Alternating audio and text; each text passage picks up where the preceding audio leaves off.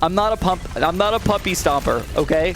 I mean, this one time. They say it's C for continue. Say it's H for health. It's I for some income and M for monkey knowledge. Then you get to P and that's when they say powers. And then you forget there is an S. You can't sell nothing in CHIMPS mode. So please don't make fun of me for that intro. I straight up made it up completely on the fly. I know that it wasn't very good, so you could probably tell that it was not made up, or that you could tell that it was made up. But I didn't even, like, think about it for 1 second. I just started singing. So, yeah, hopefully it was at least delightful enough to your ears, okay? Hopefully it wasn't like nails on a chalkboard screeching kind of nonsense here. So today we got a pretty interesting video for you guys. I'm going to try to beat CHIMPS mode with support monkeys only. Now, I've done this before, and in fact, I've done it quite a few times before. Support style monkeys or support only weird challenges and things like that. But today, we've got something a little bit different. Why? The Beast Handler exists! And because the Beast Handler exists, it allows us to pull off a lot of weirder, different strategies with support monkeys only. So I wanted to see, does support monkey only strategies actually make sense now? Are they actually like a good idea to use in the game? Because let's think about it for 1 second. The idea of a support monkey is that it supports your other towers in some other way to make them better, or they just sort of do their own thing a little bit. You know, they kind of like, you know, Spike Factory, for example, he doesn't really pop all the balloons on the screen. He's just there to, like, do a little bit of something. Just kind of put him in the back, and he makes sure no balloons take through, right? So the idea is that I picked a support hero, or the most support hero that I can think of, Etienne. He gives us full cam detection for the entire game, which is sweet, but he's also got a little bit of pop and power to him as well. And I just want to see, how easy is CHIMPS mode with support monkeys only? So far, it's actually not going that great. It's actually going almost terrible. But not terrible yet! So far, the number one thing that I'm really excited about is my Spike Factories. It's kind of weird, but most of my defense does have to be kind of in the front here. Most of the support towers don't have huge ranges or anything, so I can't, like, put a lot of things in the middle here, like I could if I put down a super monkey or something like that to give me, like, a lot of range in multiple parts of the map. So instead, we have to be sort of smart about how we get most of our pop and power here, and then hopefully have some sort of decent cleanup in the back here. No, we're good. We got some cam detection. I'm really glad that I have Spike Factories, because this guy's saved the day probably 100 times so far. He's got 143 pops, but, like, every single round, it's just like 1 or 2 or 3 random balloons just go through my freaking defense here, man. But I do have $5,000 saved up. So, let's talk about the plan. Honestly, I'm a little confused, because I really want to use more Beast Handlers, but I really feel like Beast Handlers are not top-tier towers these days. So I can't just spam Ram-a-ding-dong a bunch of Beast Handlers all over the place and have them, like, be good.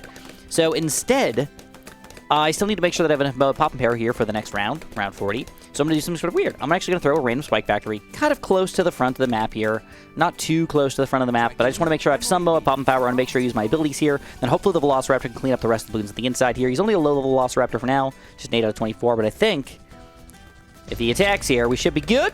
We good. Nice. All right. So some scary rounds coming up here in the early part of the game, but I think the late game, well, the mid-ish game should be pretty solid, but the late game, late 90s, man, I don't freaking know what we're going to do yet. We're really going to have to think this out. The good news for us is automatic cam detection for the rest of the game. In fact, I don't even need to go for a cam detection village if I don't want to. In fact, I could even, if I want to be weird about it, I could go for a monkey business, monkey commerce combo. And now everything that I put at this range over here can actually be extra cheapified.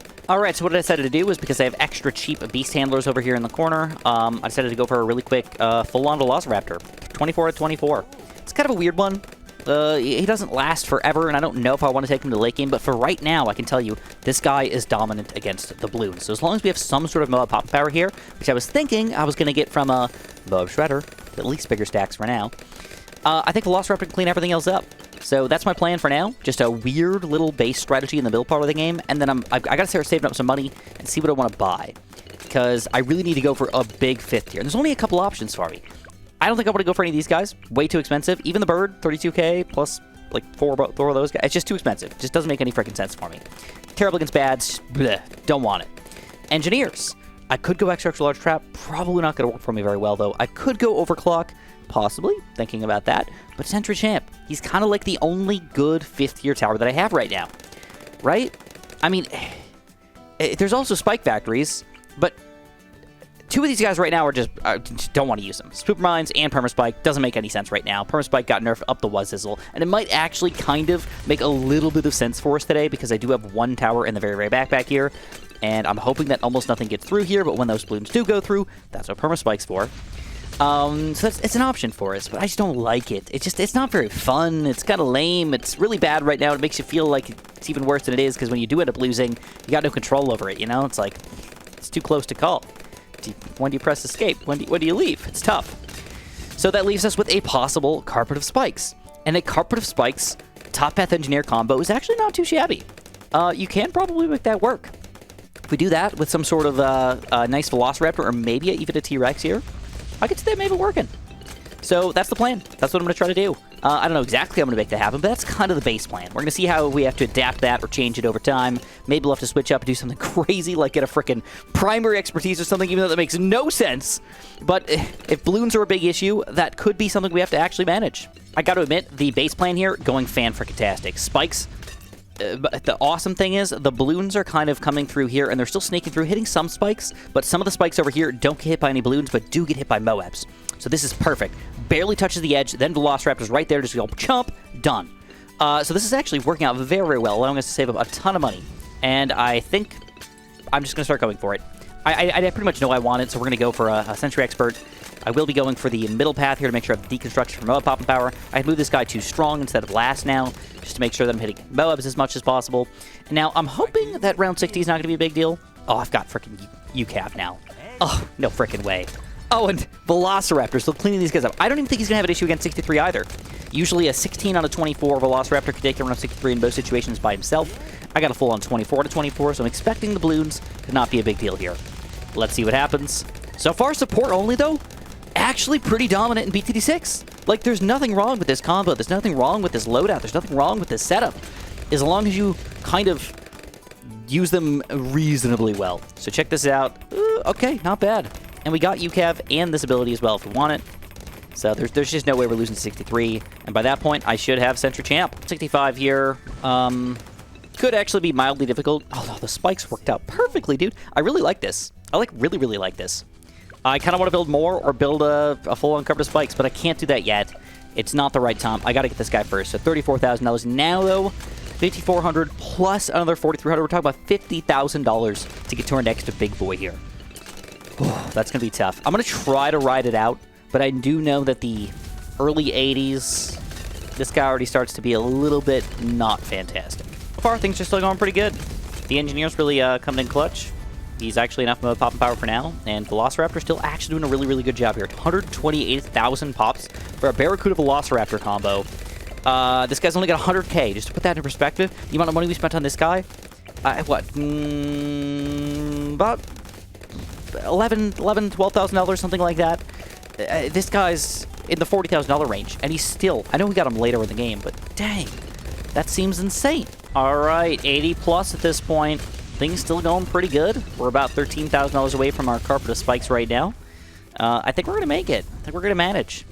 If we don't manage, though, I've got 3 abilities that I think I could use to manage. And then if we get this guy, though, that's where I don't know what to do next. Again, there is that bottom path Spike Factory. If we get enough money for that, I think we should, but it'll be kind of late game. Alternatively, though, we could start using more Beast Handlers, and honestly, that's where I think I want to go, because I think they're fun. I don't think they're the best tower ever, but with this guy combo, I think we can really utilize the Beasts. And really what we're doing is we're supporting our other support towers with their support towers, instead of using the support towers to support other towers. I know that sounded sort of convoluted and stupid, but just support towers supporting each other, rather than supporting other things. Right? Okay. And here we go. Carpet of frickin' Spikes, baby. So that is most of our Moab Popping Power. It still is not a 100% guarantee on rounds like 98 and even 100. Not a guarantee, but usually it's enough. So now it's about popping balloons. All right. And or, I think I might actually do something a little goofy here. I might try for an Orca. And the reason why I might try for an Orca is I could just take down some of the Moabs, just right out of the get-go, get rid of some reinforced BFBs, or maybe even damage some Oh My Gods. It's not fantastic if you go for a low Orca, but just deleting BFBs is already good enough for me, or even deleting Moabs is good enough for me. And we got that automatic cam detection too, so we don't have to worry about putting them inside the range of a village or anything. We can put them anywhere we want in this water zone. Okay, balloons getting a little further here, so I'm just going to do it. I'm going T-Rex. This is another ability that we can manage here, so we can stomp these puppies into the ground here. That sounds so bad. I'm so sorry. Well, I'm not a puppy stomper, okay? I mean, there was this one time. Okay, I shouldn't even say that. Shouldn't even talk about this. All right, DD Tizzles. Now again, full cam detection, so I'm not thinking this is gonna be a big deal, but this will help us gauge. Oh my god, we got really lucky with that Spike Storm, but you melted, bro, melted.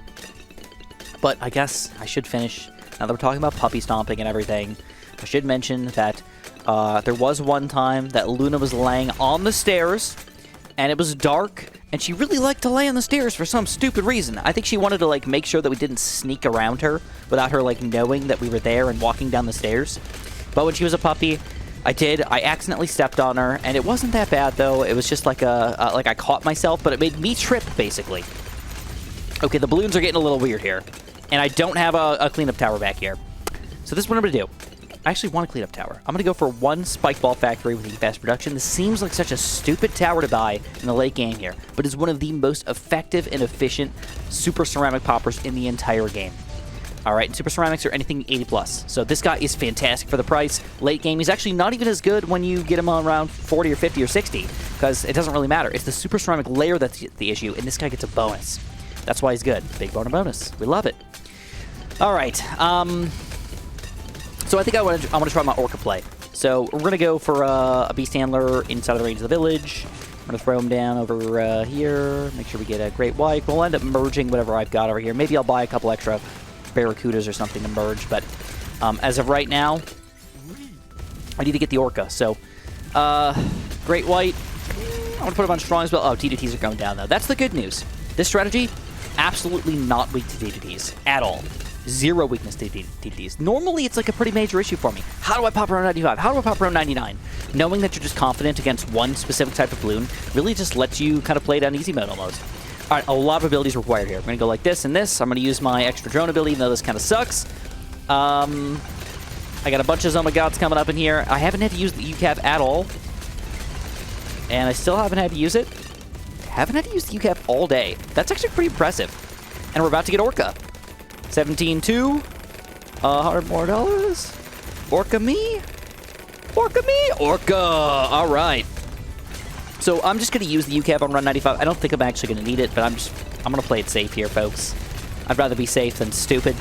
You know, it happens to the best of us. And Etienne just reached level 20, so we have non-stop automatic UCAV for the rest of the game. Etienne, believe it or not, weak in the mid game, but super strong late game. Almost ridiculous how strong he is late game, or how decent he is the rest of the game. Etienne's actually one of the better heroes in the game, if you really ask me. I wouldn't say he's my favorite, but he's definitely one of the better ones. Giving that full cam detection, just very, very helpful.